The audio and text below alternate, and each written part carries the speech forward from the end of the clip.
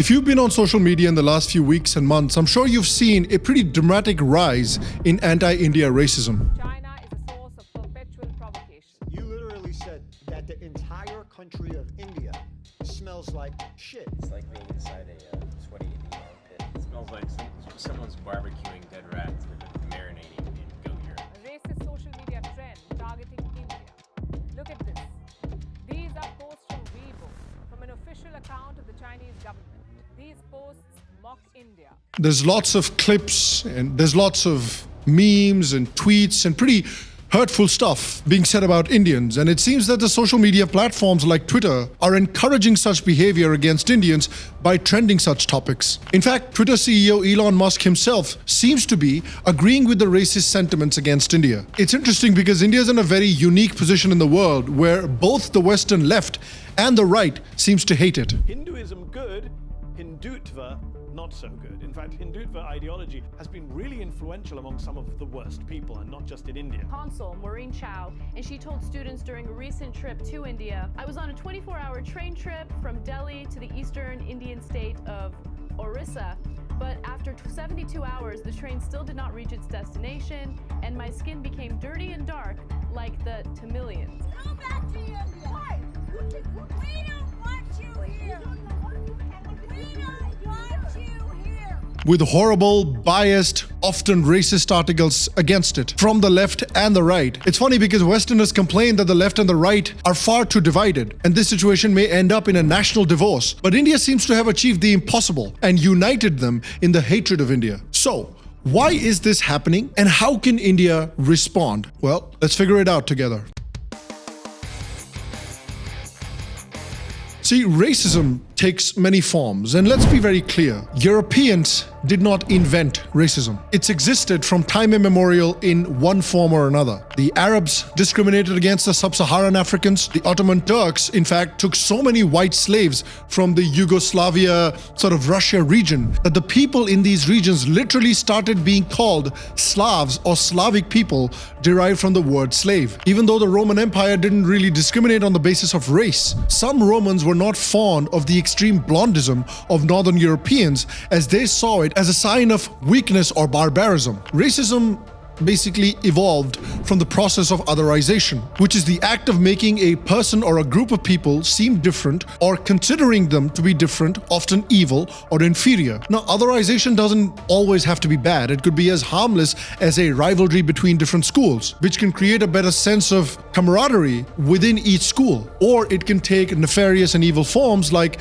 considering people inferior or evil because they have a different religion or a different skin color. And since this video is going to be tackling the recent rise in racism against Indians, we're going to be focusing on how European racism has evolved. Nicholas Hudson, in his 2004 research paper, showed how European racism has developed and the rationale behind it. He said that if the Indians were shown to be less human than the Europeans, then the confiscation of their lands and their gold and their wealth would be justified. If the Africans were shown to be less human than the Europeans, then the confiscation of their very bodies would be justified. That is, slavery. Better yet, if the Europeans could conclude that Africans were particularly well suited to slavery, that their natural tendency was to be inferior to the European, less smart than the European, and therefore better suited to slavery than the European, then they would argue that they were simply acting in the best interests of the enslaved Africans, in accordance with the divine plan for their earthly improvement and their heavenly salvation at the hands of the European. This was also known as the white man's burden of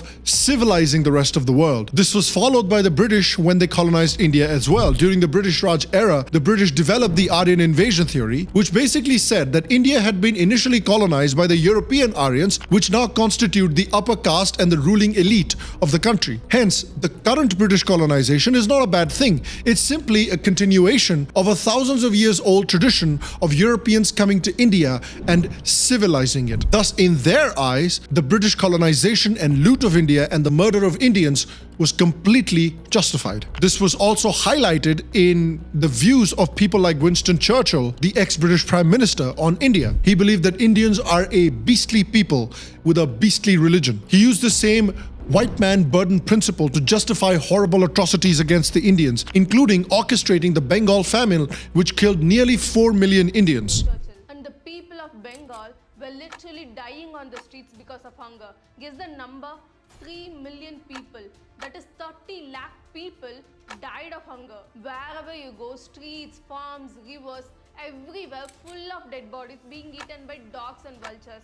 So many people died that no one had any strength to perform the last rite. Huge supplies of grains were taken from Bengal in order to feed the British army. Churchill has been quoted for blaming the Bengal famine on the Indians themselves for, quote, breeding like rabbits. People started dying, and Churchill said, well, it's all their fault anyway for breeding like rabbits. He said, I hate the Indians, they're a beastly people, beastly religion. And asking if the Indians were really starving, why was Mahatma Gandhi alive? Churchill know people will die.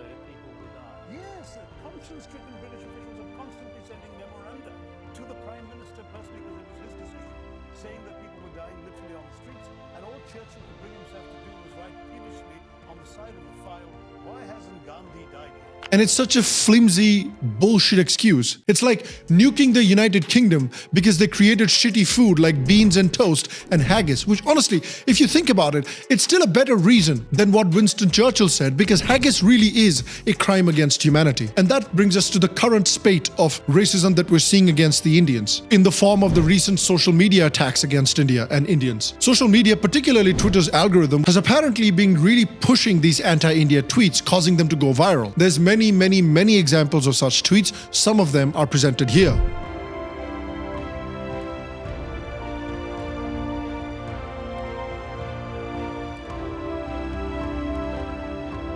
In fact, you might think that all of this racism that we are seeing against Indians is actually coming to us from the US, but some of the countries that are pushing such racism are going to surprise you. Let's start with the United States.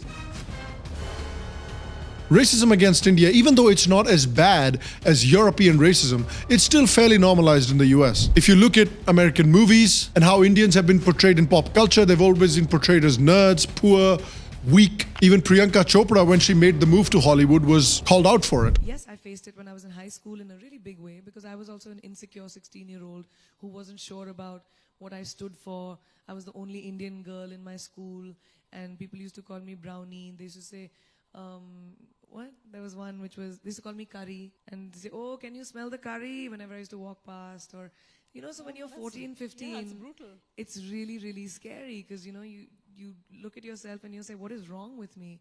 What can I change about myself? There's always been a very specific kind of portrayal of Indians in Hollywood. Remember Slumdog Millionaire?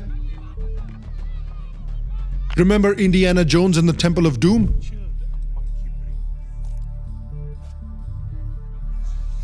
Remember that Ashton Kutcher ad? I'm Raj, I'm a Bollywood producer, I'm looking for the most delicious thing on the planet. Even in the Harry Potter movies, the Indian characters of Parvati Patil and Padma Patil are shown to be pretty much non-entities and are stereotyped.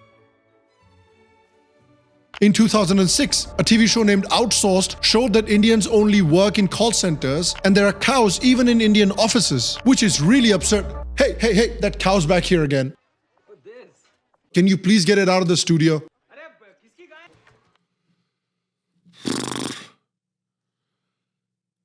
Well, that's ironic. One of the worst stereotypes about India has been portraying Indians as weak. Indians तो बेचारे कितने शरीफ लोग हैं, कितने प्यारे लोग हैं. Hello, ये सब हमारी अहिंसा की देन है, bro.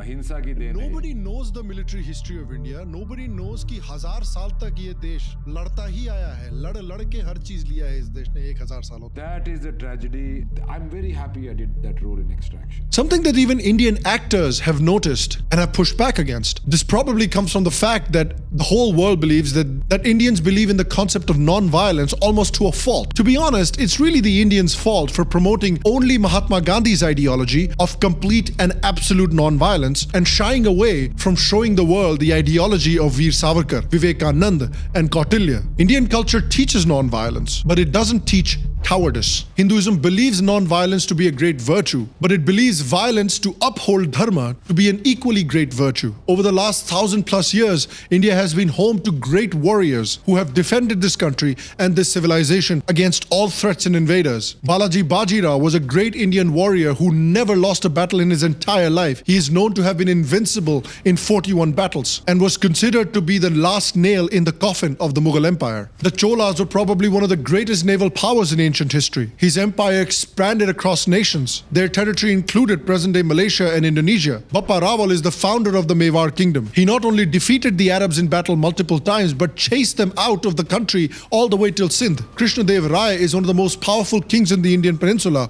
also known as the destroyer of the Turks. The Mughals throughout their tenure were never able to capture northeast of India because the Ahoms would do to them what the Sunrisers Hyderabad did to the Mumbai Indians in the IPL this year. The Sikhs and the Dogras not only broke the back of Islamic power in the northwest and North India, but captured faraway areas like Leh and Kabul. Raja Martand Varma of Travancore defeated the Dutch invaders in the Battle of Kolachel in 1741 and even captured the Dutch commander. There are many such Indian warriors like Samudragupta, Rana Kumbh, Chhatrapati Sambhaji Bhosle, Chhatrapati Shivaji, and King Lalitaditya. India is a deeply martial culture. It has been fighting tooth and nail for over 1,000 years and has not only survived but is currently thriving. In contrast, almost all ancient civilizations like the Mayans, the Egyptians, the Greeks, the Romans, the Minoans have been lost and have vanished. And it's ironic that anti-India racism is being promoted on social media platforms at this time because in 2024 alone, it's still only April, but more than 9 Indian students have been killed in America. What's ironic is that America isn't the only country where this racism is coming from. Every single day, African accounts have been promoting these racist tweets and in fact creating racist tweets of their own. So for some reason, Africans have been able to take a break from killing each other in meaningless tribal conflicts and dying of polio to tweet against India.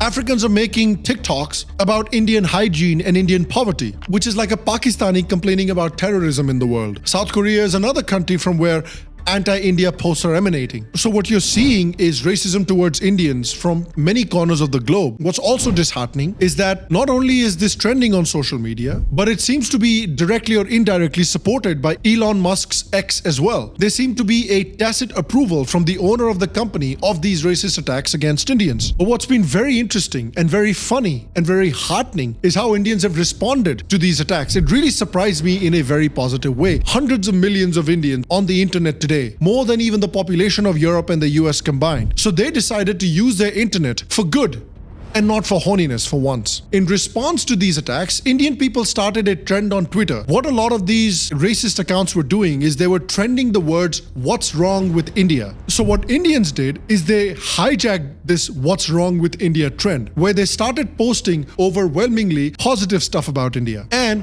horrifically negative stuff about these other countries that were trying to shit on India. Apart from this, even the Indian and the Israeli government started jumping on the "What's wrong with India" trend to show India in a positive light. Ambassador, what's wrong with India? You soft landed on the moon. We crashed. Silly. What's wrong with India? Too many beautiful places to visit. Guy, what's wrong with India? Oh my god, too many desserts. I love jelly. If they would make fun about India and toilets, they would show what homeless people are doing in San Francisco. But there's another thing about this whole trend which I want to bring up. See, earlier, such racism was directed towards Indians from a point of view of superiority, whether economic, moral, religious, or racial. Now, those feelings are still there. Some new feelings have been added. The feeling of nervousness about India, the feeling of jealousy towards India, and maybe a feeling of fear. Because India today is doing pretty well. It makes me feel like I'm in the right place at the right time.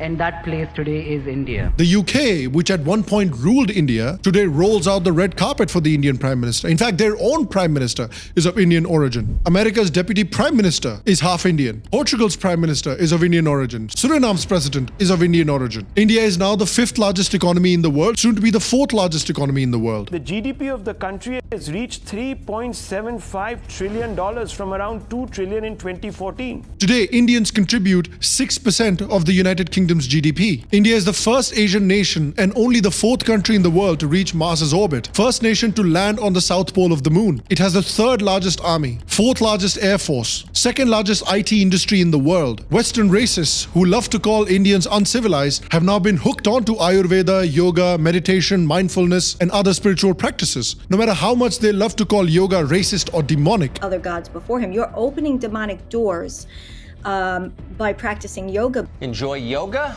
Please stop. You're promoting white supremacy. They can't stop their own people from practicing these so-called demonic practices. Around 300 million people worldwide are regularly practicing yoga. Today, countries like even Saudi Arabia are organizing yoga events and tournaments.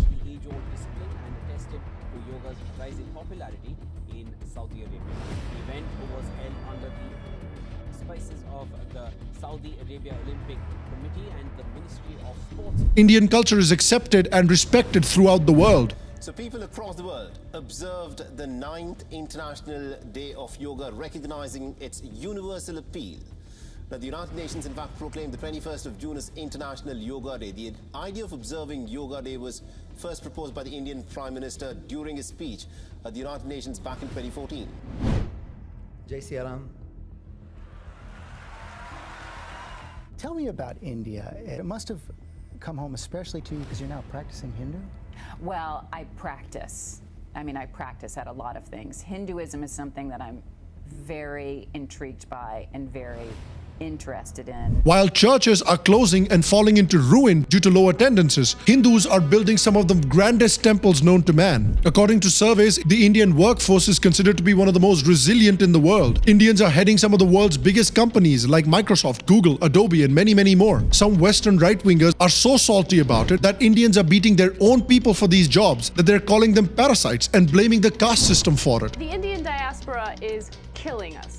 Okay, they are. Literally. Not literally, but it maybe in a good way, but killing us in terms of competition. Okay, people are traveling from India to all different countries all throughout the world, and they are more successful than the general population. It's funny because these same people attack the left-wing wokes for pointing out systemic discrimination in society, but are blaming this same imaginary systemic discrimination for why Indians are succeeding in their societies. Those are some sour-ass grapes, man. You better develop some taste for them because you'll be eating quite a lot of them if you keep this up. By 2030, India is projected to have a working-age adult population of 1 billion. 1/4 of the world's incremental workforce over the next decade will be from India. Today, India's diaspora is bigger and more influential than any time in the last few centuries. 1 in 20 migrants worldwide is born in India. India is the top remittance recipient country. India's total inward remittances exceed $86 billion.